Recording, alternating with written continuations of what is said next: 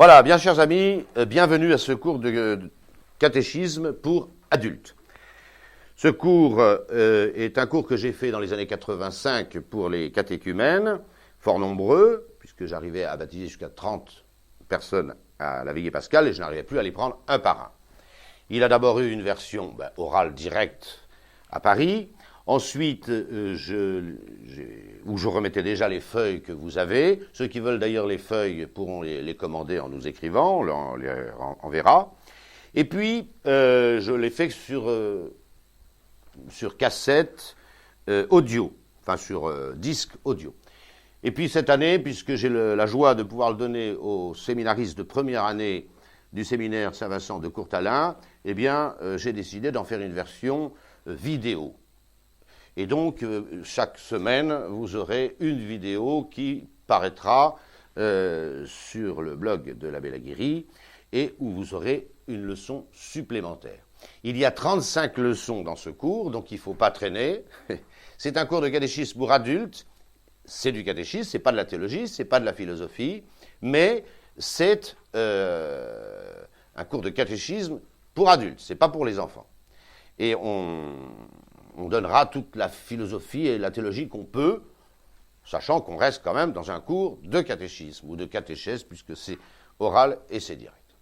Donc, je ne fais pas d'autre introduction, je présenterai ce cours sur mon blog, et puis on attaque tout de suite la première leçon. À chaque leçon, vous avez un résumé de cette leçon.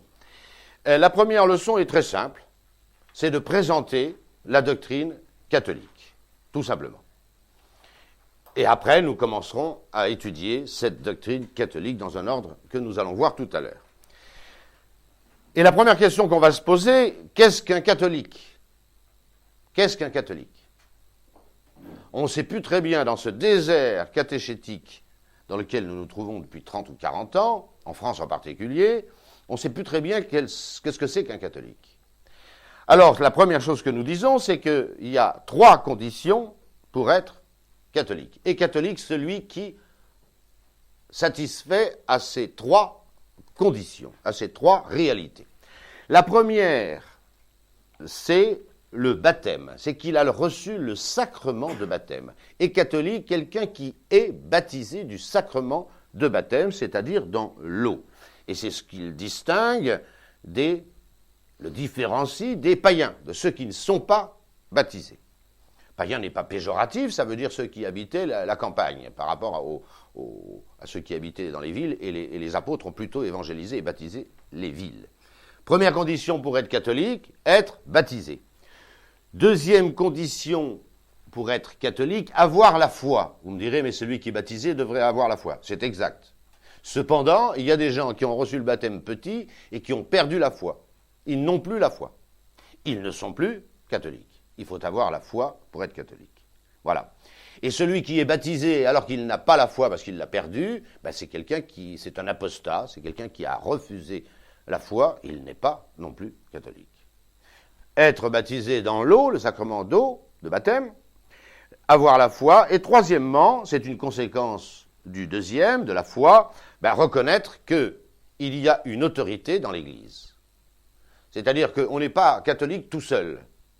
Jésus-Christ a rassemblé, nous le verrons, les catholiques dans une église, l'église catholique, apostolique et romaine.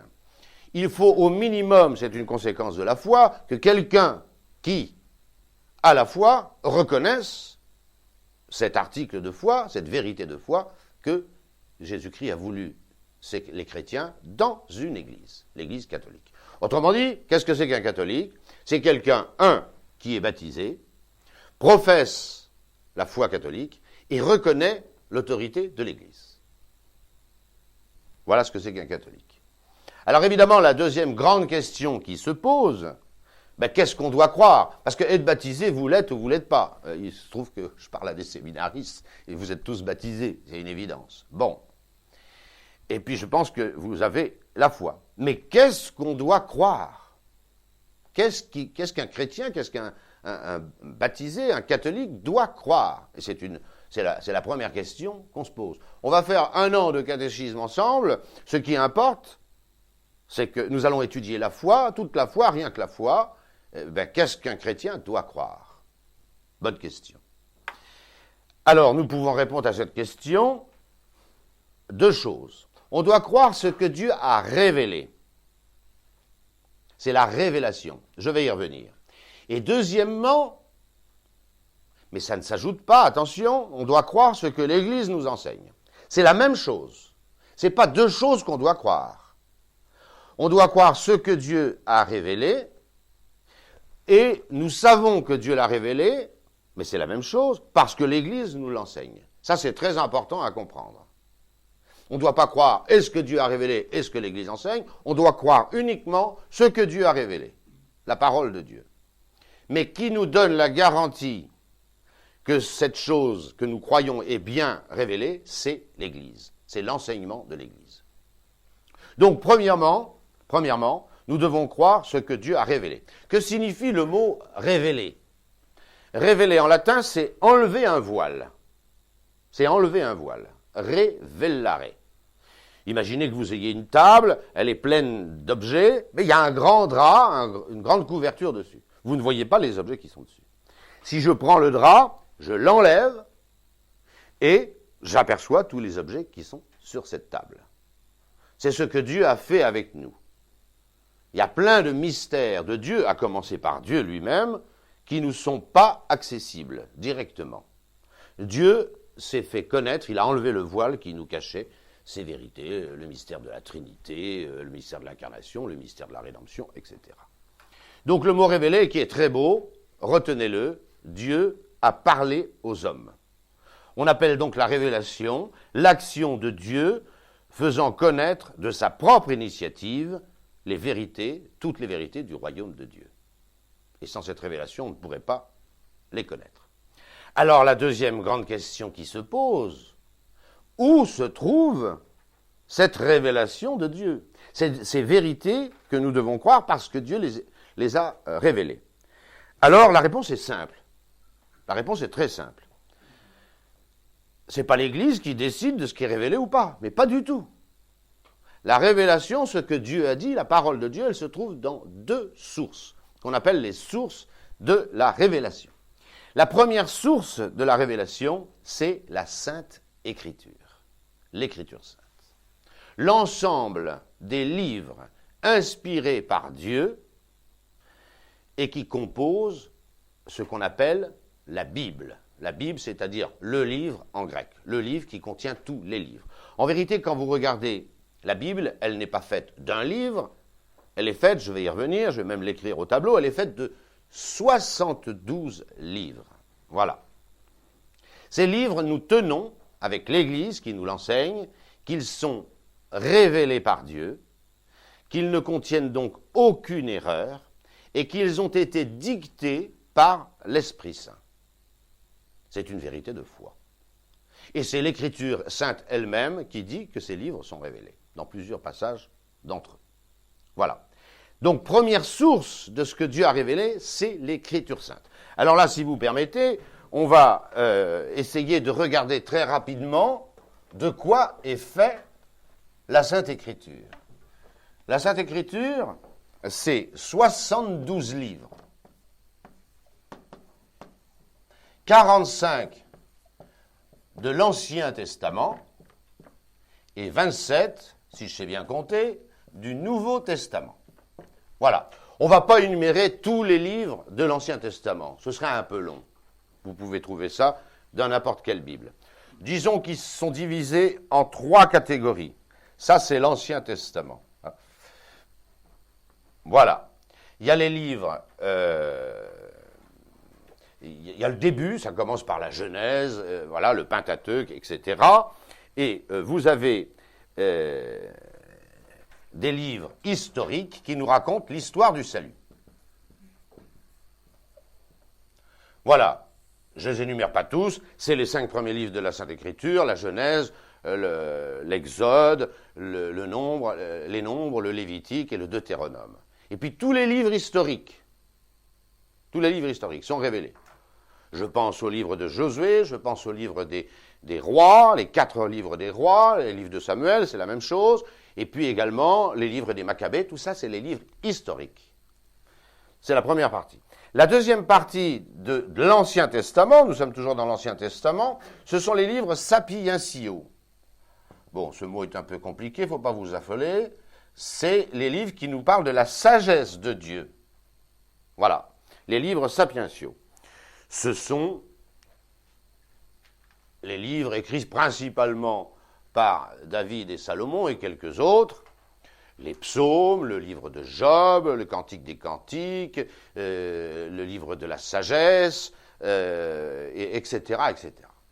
Le livre de l'Ecclésiastique, etc., de Sirach. Première catégorie, les livres historiques. Deuxième catégorie, les livres sapientiaux. Et troisième catégorie, les livres prophétiques. Voilà, les livres prophétiques, il y a les 12 petits prophètes et surtout les 4 grands prophètes. Ça fait environ donc 16 livres prophétiques. Les 4 grands prophètes, on peut quand même les nommer, hein, c'est Isaïe, Jérémie, Daniel et Ézéchiel. Voilà. Et après, vous trouvez les 12 petits prophètes, dont Amos, Jonas, l'histoire célèbre de Jonas. Voilà les livres prophétiques, au nombre de 16. Historiques, sapientiaux et prophétiques font les livres de l'Ancien Testament. Ils sont 45. Et là s'arrête l'Ancien Testament. Passons maintenant, si vous le voulez bien, au Nouveau Testament. Et là, il serait bon qu'un catholique connaisse non seulement les 27 livres du Nouveau Testament, parce que le Nouveau Testament, c'est la grande lumière. Hein. C'est le Nouveau Testament qui nous donne le sens de toute l'Écriture. Parce que c'est le point culminant de la révélation de Dieu, c'est notre Seigneur Jésus-Christ. Vrai Dieu et vrai homme. Voilà. Alors ces 27 livres du Nouveau Testament, il serait bon qu'un chrétien les connaisse et qu'il les connaisse dans l'ordre. Dans l'ordre. Parce que quand il va chercher une référence dans le Nouveau Testament, ben, s'il ne connaît pas l'ordre dans lequel sont présentés ces livres, ben, il va chercher très longtemps pour trouver une référence de saint Paul. Alors on va les énumérer, ils sont 27, on va énumérer ces 27 livres du Nouveau Testament assez rapidement. Voilà. Ça commence évidemment par les 4 évangiles. La vie de Jésus-Christ racontée par 4 auteurs différents. Le premier est Matthieu, le second est Marc, le troisième est Luc, et le quatrième est Jean. 4 évangiles. Ces deux-là écrits dans les années 55-60, celui-là 10 ans plus tard, et celui-là 25 ans plus tard, à la charnière, à la fin du 1er siècle. Voilà. Ce sont des auteurs révélés. C'est les 4 livres, les premiers du Nouveau Testament, qui nous enseignent la vie de notre Seigneur Jésus-Christ. J'efface 4 évangiles, suit les actes des apôtres. C'est la vie de l'Église, de la jeune Église naissante. C'est normal qu'ils suivent immédiatement les 4 évangiles. Dès que Jésus a vécu, est mort et ressuscité, eh bien l'Église est créée le jour de la Pentecôte et les actes des apôtres nous racontent cette période de la fondation de l'Église par les 12 apôtres que Jésus s'est choisis. Voilà. Après cela, il y a de très nombreuses épîtres. Voilà, très nombreuses épîtres. Alors, il y a 14 épîtres de saint Paul. Voilà. Saint Paul, avec saint Pierre, le plus grand des apôtres, est celui qui a écrit le plus grand nombre d'épîtres. À lui seul, il en a fait 14. Je ne vais pas vous les énumérer toutes, mais essayez, vous, en regardant une Bible, de les apprendre et de les apprendre dans l'ordre. Voilà. Les Romains, c'est la première, 2 lettres aux Corinthiens, Philippiens, Galates, Colossiens, Éphésiens, et puis les 2 lettres aux Thessaloniciens, j'essaye de les donner dans l'ordre, et puis 2 lettres à Timothée, une petite à Philémon, et finalement, pour finir, la grande épître aux Hébreux. Nous sommes à combien de livres du Nouveau Testament? 4 et 1, 5. et 14, si je sais bien compter, ça nous fait 19. Il nous manque 2 épîtres de Saint Pierre, qui sont dans l'ordre, après les 14 de Saint Paul dans le Nouveau Testament. Et puis 3 épîtres de Saint Jean. 3 épîtres de Saint Jean. Et puis une épître, une seule, de Saint Jacques, le mineur, premier évêque de Jérusalem. Et puis une épître de Saint Jude.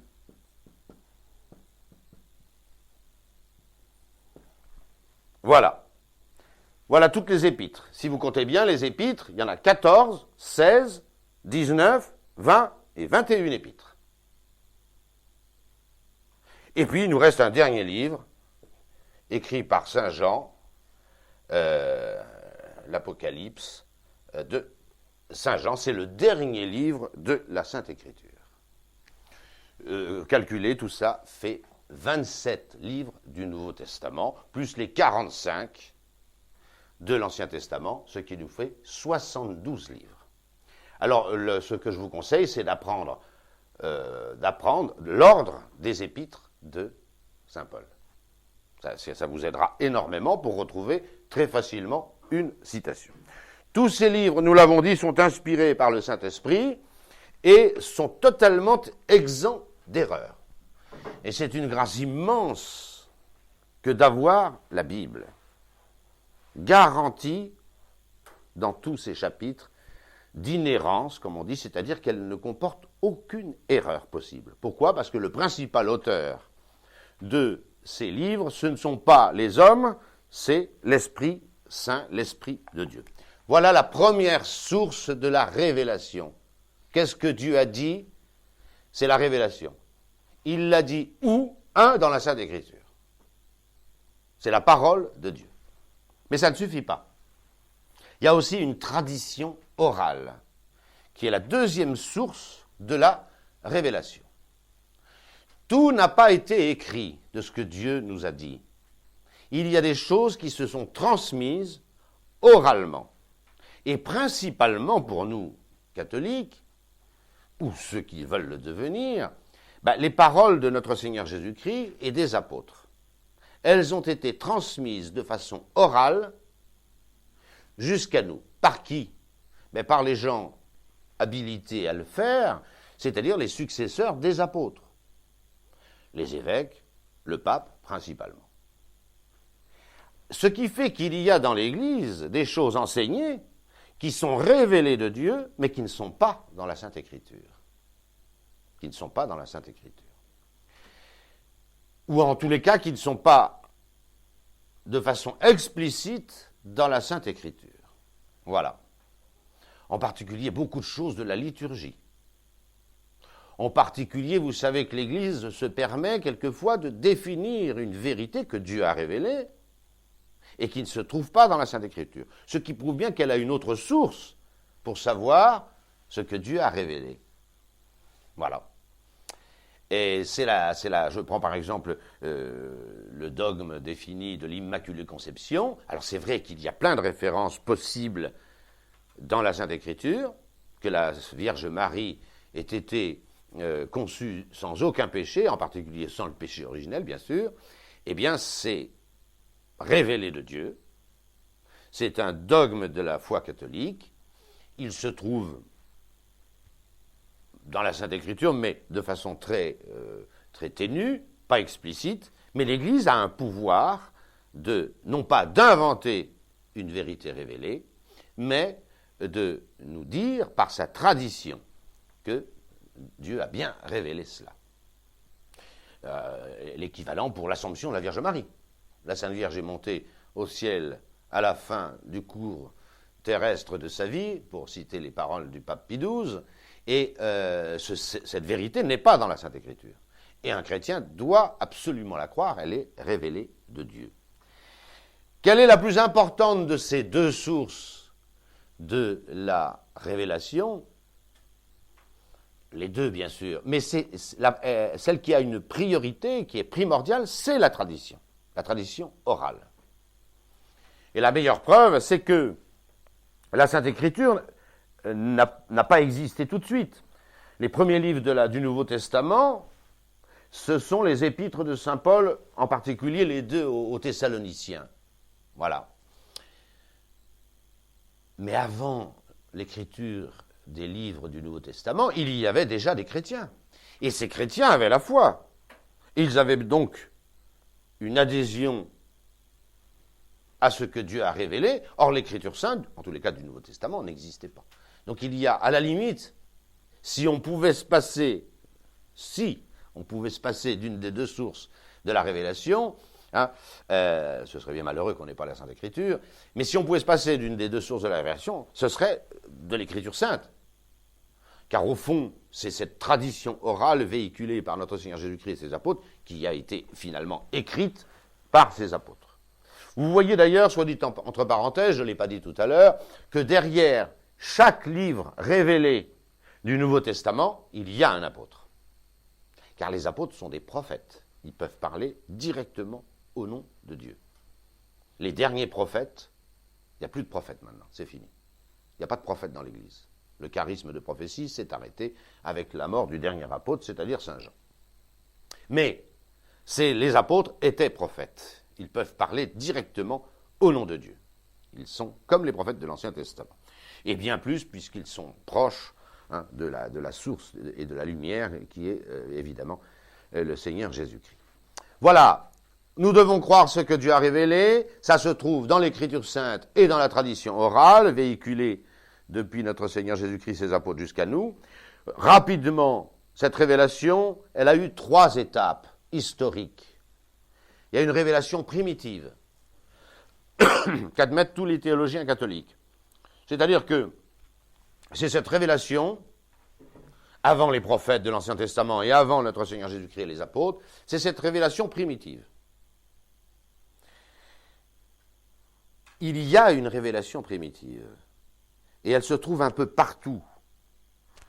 Les premiers hommes n'étaient pas des batraciens, des poissons et des singes, c'étaient des hommes créés dans une grande beauté, c'est ce que nous dit la Sainte Écriture,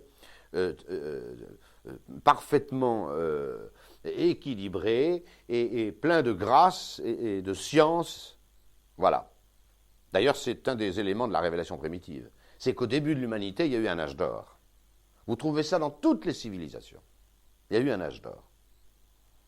Et après, l'homme, à cause du péché, s'est dégradé. Mais vous avez une révélation primitive. La Genèse nous dit que, tous les soirs, Adam et Ève conversaient avec Dieu à la brise du soir. Ce n'étaient pas les hommes des cavernes. Ça, c'est après ça. C'est la dégradation du péché qui fait que l'homme s'est détruit lui-même, en quelque sorte. Alors vous avez sur tous les continents et dans toutes les civilisations des restes de cette révélation primitive.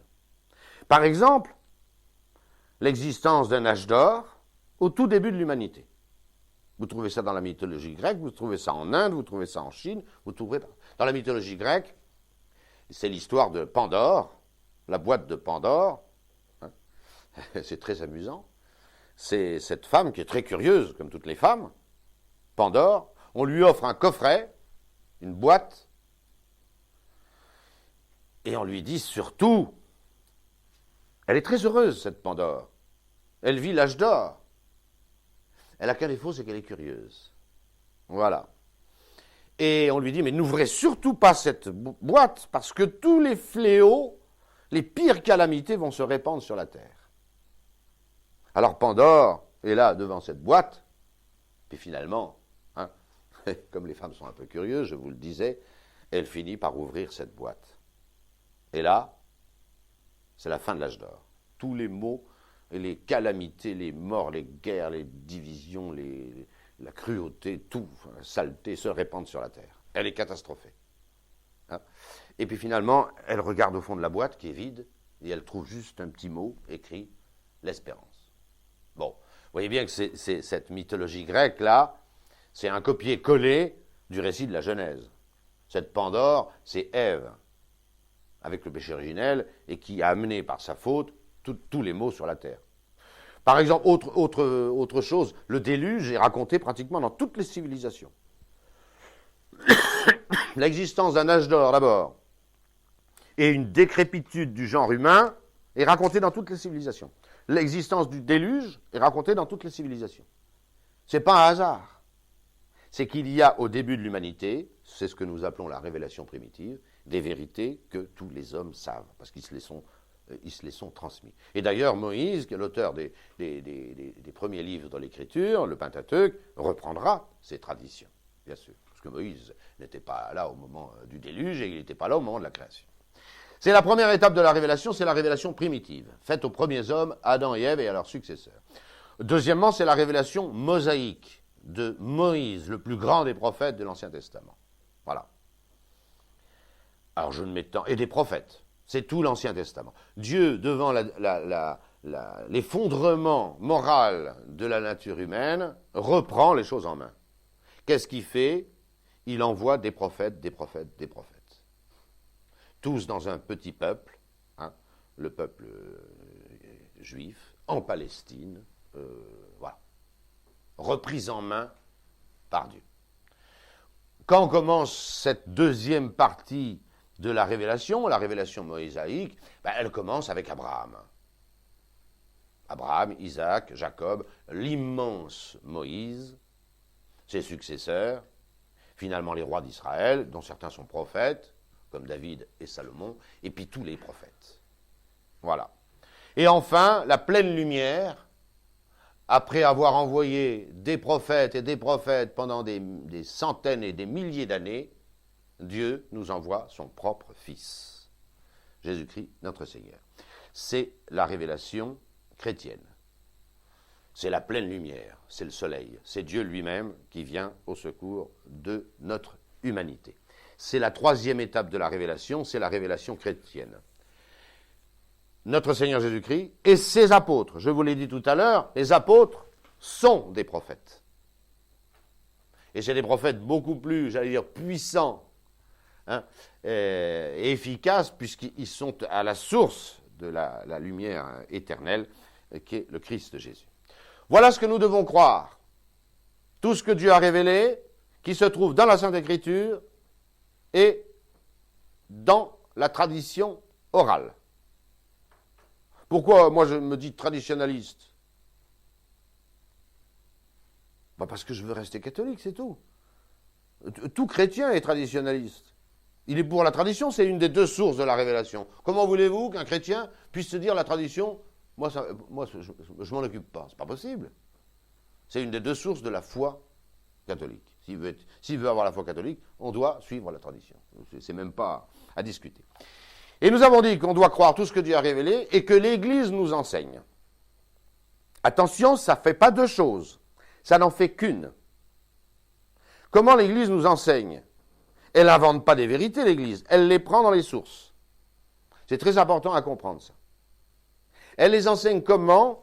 Par cette chose qu'on appelle, et là il faut bien comprendre, qu'on appelle le magistère. Voilà, le magistère. Si on a compris ce que veut dire le mot magistère, eh bien on comprend très bien quel est le rôle de l'Église dans la foi des chrétiens. Voilà. Magistère, sans E en latin, c'est le maître d'école. Voilà, c'est le maître d'école. En ce moment, je vous donne un petit cours.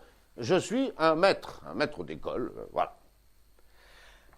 Ce pouvoir qu'a l'Église, eh bien, c'est le magistère, accent grave, voilà, le magistère. Qu'est-ce que ça veut dire? Quand il y a un professeur qui enseigne,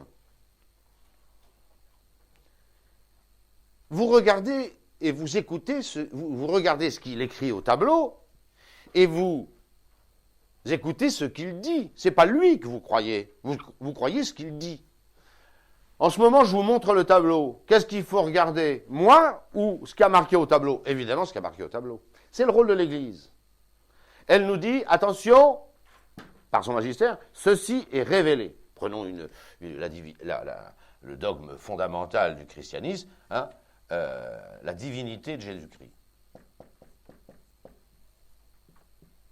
Voilà. Moi, je vous enseigne, et je vous l'enseignerai, la divinité de Jésus-Christ. Voilà. Qu'est-ce que vous devez croire? Moi, non, vous devez croire ce que je vous dis. C'est le rôle de l'Église. C'est pour ça qu'entre ce que Dieu a révélé et le magistère de l'Église, ce n'est pas deux choses à croire. C'est ce que Dieu a révélé que l'Église nous enseigne. Et heureusement qu'il y a l'Église. Heureusement qu'il y a l'Église. Sinon, on n'y arriverait pas. On n'y arriverait pas. Chacun pourrait prendre l'Écriture sainte et, comme c'est arrivé souvent au cours de l'histoire, et puis nous dire, ah ben c'est ça qu'il faut croire. Voilà. Par exemple, Luther. Luther arrive au XVIe siècle, et Luther nous invente une thèse invraisemblable, qu'on est sauvé, on ira au ciel, uniquement parce qu'on a la foi. C'est vrai que la foi est le principe du salut. Très bien. Luther avait raison là-dessus. Mais qu'on puisse vivre n'importe comment, et même très mal, et quand même être sauvé par Dieu, sans repentir, en restant... Et même plus on fait de mal, disait Luther, et mieux ça vaut, ça la foi est encore plus grande. Bon, c'est quand même cocasse. Voilà. Et Luther avait de très bons arguments, parce que quand vous prenez certaines phrases de saint Paul, on a l'impression que c'est Luther qui a raison. Voilà. Seulement vous comprenez que cette vérité absolument monstrueuse, qu'un homme peut vivre comme un patachon toute sa vie, sans aucune repentance, sans rien, hein, et puis de toute manière, du moment qu'il a la foi, il peut faire tous les crimes qu'il veut, c'est pas dans la tradition, ça. Et heureusement que l'Église nous a dit, ce que Dieu a révélé, c'est pas ça du tout. Voilà. Donc, vous voyez, le magistère de l'Église est une chose absolument essentielle. Essentielle. Et pourquoi la foi catholique est très elle est notoire.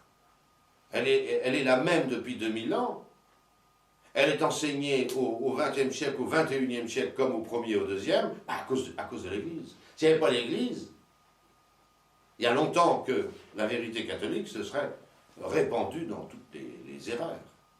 Et on voit bien, l'Église, la vérité de Dieu, la révélation, se maintient intégralement dans et par l'Église catholique. Et voilà pourquoi, pour être catholique, il faut, je me retombe sur mes pieds, il faut, être baptisé du baptême d'eau, 2, il faut avoir la foi, c'est-à-dire croire tout ce que Dieu a révélé. Tout.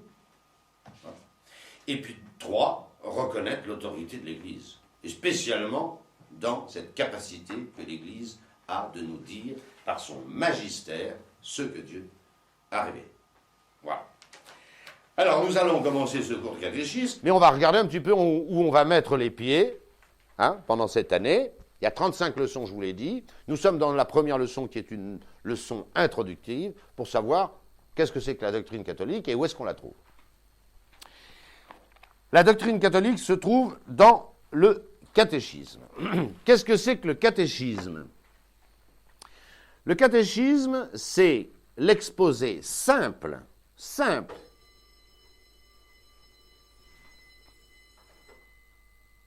Le catéchisme, c'est l'exposé simple de la doctrine catholique. Ce n'est pas un cours de philosophie ou de théologie. C'est l'exposé des vérités de la foi catholique. Voilà. Autrement dit, un catéchisme n'est pas chargé de démontrer tout ce qu'il affirme. Ça, c'est une science. La science, comme disent les philosophes, excusez-moi, un tout petit peu de philosophie, c'est la connaissance, certaine par les causes. Un scientifique doit démontrer tout ce qu'il affirme, chaque fois. Sinon, ce n'est pas un bon scientifique. C'est un peu un charlatan. Voilà. Le catéchisme n'a pas besoin de démontrer. Il nous dit, voilà ce qu'il faut croire et ce que l'Église enseigne. C'est très important, ça. C'est simple, le catéchisme. Vous êtes séminariste, voilà, et donc un séminariste étudiera deux grandes sciences, la philosophie et la théologie. Et là, il faudra démontrer tout ce qu'on affirme. Ce n'est pas le cas du catéchisme. Le catéchisme, c'est fait pour les petits, c'est fait pour les humbles, c'est fait, voilà. Il faut savoir quelle est la vérité de Dieu. C'est très important. On n'a pas besoin, dans le catéchisme, pour les enfants, on a la certitude de Dieu, on n'a pas besoin de leur démontrer tout ce qu'on affirme. En philosophie, oui. En théologie, oui. Voilà. Il y a 3 parties dans le catéchisme. C'est très important parce que c'est le plan, non seulement de tout cours de catéchisme, mais de ce que nous allons faire toute cette année. Il faut donc bien savoir quel est le plan de la doctrine catholique. Voilà. Il y a 3 parties dans la vérité et dans le catéchisme conséquemment. La première partie, c'est le dogme. C'est ce que je vous disais déjà à propos de la révélation. C'est les vérités que nous devons croire. Voilà, c'est la première partie d'un catéchisme. C'est pas la peine.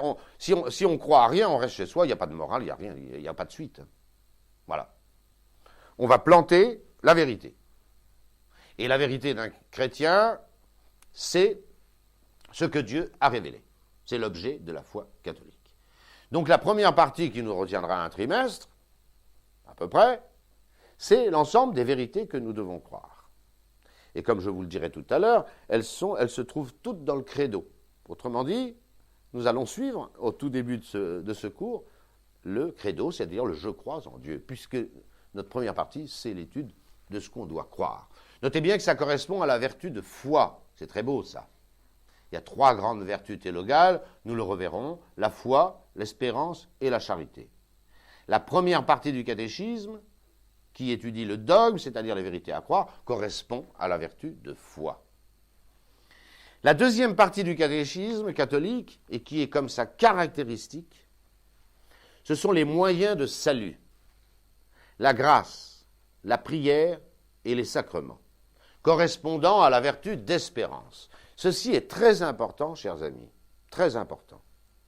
Si vous regardez les autres religions, elles ne comportent pas cette partie. De quoi sont faites les autres religions? Elles sont faites souvent d'un dogme rudimentaire et d'une énorme morale. Toutes. Les religions extrêmes orientales, le judaïsme un peu actuel, l'islam, sont faits de très peu de dogmes, de vérité, et d'une énorme morale. Pour l'islam, c'est connu, c'est la charia. Bon. Il n'y a pas, dans ces religions, cette deuxième partie. Quel est le but de cette deuxième partie? C'est pas seulement de croire des vérités de Dieu et puis de lui obéir, c'est de faire un avec Dieu. C'est d'avoir une vie avec Dieu. C'est d'avoir un échange avec Dieu. C'est de vivre au diapason de Dieu. C'est ça que Dieu veut finalement. Plus, encore plus que la morale. Si Dieu existe, première partie. C'est vrai qu'on ne peut pas faire n'importe quoi quand on pense que Dieu existe. Ça, c'est une évidence. Mais est-ce qu'on en a les moyens? Et est-ce que le plus important n'est pas d'être avec Dieu, d'aimer Dieu, de le servir et tout? C'est la deuxième partie. Il y a entre Dieu et un catholique une intimité. Et c'est cette deuxième partie dont Jésus-Christ nous a donné les moyens. Et enfin, il y a une morale dans le catholicisme, bien sûr, dans la foi catholique, comme dans tous les. Et ça correspond à la charité. Si nous faisons le bien, c'est parce que nous aimons Dieu. Sinon, ça n'a pas de sens. Pour finir, quelques petits points. J'ai déjà dit que le catéchisme et la théologie n'étaient pas la même chose. La théologie est une science, elle doit démontrer ce qu'elle affirme par les causes, et le catéchisme, non. Voilà. Évidemment qu'un théologien doit avoir la foi. C'est la lumière du théologien. Un théologien qui a perdu la foi, il n'existe plus. Voilà. Deuxièmement, catéchisme et catéchèse. Alors là, vous ne vous laissez pas impressionner par les mots. Le catéchisme, c'est ça. C'est un livre écrit où est la doctrine catholique. Voilà. Et c'est récent, les catéchismes. Ça date de l'imprimerie. Avant l'imprimerie, il n'y avait pas de catéchisme, c'est-à-dire de livre écrit. Voilà. Et il y avait quoi donc? Il y avait la catéchèse. C'est l'enseignement oral. Là, puisqu'on est en train de faire une vidéo, qu'est-ce qu'on fait? Moi, je fais de la catéchèse. Alors évidemment, ça fait beaucoup mieux dans les salons parisiens. Quand vous dites « je vais au catéchisme », on vous prend pour un imbécile. Comment? Vous êtes adulte, vous faites encore du catéchisme comme les gamins. Hein. Tandis que vous avez des gens dans le 16e arrondissement, 17e, ils disent « moi, je vais au cours de catéchèse ». Alors ça fait beaucoup mieux, c'est plus, c'est plus gratifiant. En vérité, c'est la même chose. Et puis si, moi j'annonce ça comme un cours de catéchisme pour adultes, parce que c'est un peu écrit. En vérité, ce que je suis en train de vous dire, c'est de la catéchèse. Catéchèse, c'est oral, catéchisme, c'est écrit. Enfin, où sont les résumés de cette foi catholique? Eh bien, c'est ce qu'on appelle les symboles. Alors, symbole, ça n'a rien à voir avec le mot symbole que nous utilisons dans la langue moderne française. Le ver est le symbole de l'espérance. Rien à voir. En grec, symbolon, ne vous laissez jamais impressionner par les mots, c'est un résumé. Un résumé. Autrefois, dans chaque leçon, à l'école, il y avait la leçon, et puis un petit résumé. Eh bien, il y a des résumés des symboles de la foi catholique. Et en vérité, il y en a 3. Très rapidement. Il y a 3 symboles des résumés de la foi catholique. Le premier, c'est celui des apôtres. Voilà. Comme son nom l'indique, il nous vient directement des apôtres. En vérité, le symbole des apôtres, c'est-à-dire le « je crois en Dieu » le plus court, le plus simple, celui que vous récitez au début de votre chapelet, par exemple, c'est la formule de foi du baptême de l'Église romaine au 1er siècle. Voilà. Quand un chrétien voulait être baptisé, la première chose, c'est qu'il devait dire sa foi. Et le moyen de dire sa foi, c'était de dire ce résumé de la foi catholique, le plus vieux, le plus liturgique, le plus ancestral dans l'Église, le « je crois en Dieu ». Voilà, vous le connaissez tous, j'espère, je crois en Dieu, le Père Tout-Puissant, Créateur du ciel et de la terre, et en Jésus-Christ, son Fils unique, etc. Il y a une légende, une tradition qui a été rapportée, c'est qu'il a 12 articles, comme il y a 12 apôtres, parce que vous n'êtes pas obligé de croire ça. Hein. Avant de se séparer, les 12 apôtres se seraient réunis, après la Pentecôte, pour dire on va faire une formule pour enseigner tous la même chose. Et ça aurait donné les 12 propositions du symbole des apôtres. Le deuxième symbole qui est officiel, il y a 3 symboles, 3 résumés de la foi catholique, officiels dans l'Église catholique. Le deuxième, c'est le symbole de Nicée. Voilà. Suite à l'hérésie d'Arius qui niait la divinité de Jésus-Christ, dans les années 310, 15, etc., s'est réuni en 325 à Nicée, une des villes de l'Empire d'Orient, à côté de Constantinople, un concile œcuménique où il y avait tous les évêques de la terre, enfin, invités en tout cas, 318 pères, et ils ont condamné Arius, qui niait la divinité de Jésus-Christ, et ils ont précisé la foi catholique dans ce magnifique symbole de Nicée, encore appelé symbole de Nicée-Constantinople, parce qu'il a été repris au concile de Constantinople 60 ans plus tard. Voilà, ça c'est le credo que vous chantez à la messe, c'est celui de la messe, c'est pas celui du chapelet, il est un petit peu plus long. Et il insiste sur la divinité de Jésus-Christ. Vrai Dieu né du vrai Dieu, lumière né de la lumière, engendré, non pas créé, tout ça c'est le symbole de Nicée, celui de la messe. Symbole des apôtres, celui de la formule baptismale, celui de la messe, symbole de Nicée. Et puis il y en a un troisième beaucoup moins connu que vous pourrez lire, c'est le symbole de saint Athanase, attribué en tout cas à saint Athanase. Saint Athanase qui était le principal évêque s'étant battu contre l'arianisme, c'est-à-dire contre Arius, qui niait la divinité de Jésus-Christ, a encore produit un symbole plus long, plus élaboré, et qui porte son nom, symbole de saint Athanase, où la divinité de Jésus-Christ est encore davantage précisée que dans le symbole de Nicée. Donc 3 formules officielles de la foi catholique, symbole des apôtres, symbole de Nicée et symbole de saint Athanase. Et voilà. Et voilà cette première leçon. Maintenant, vous savez ce que nous allons étudier. Alors, nous allons commencer la fois prochaine en suivant le « Je crois en Dieu ». Et le premier article du « Je crois en Dieu », c'est « Je crois en Dieu, le Père Tout-Puissant, Créateur du ciel et de la terre ».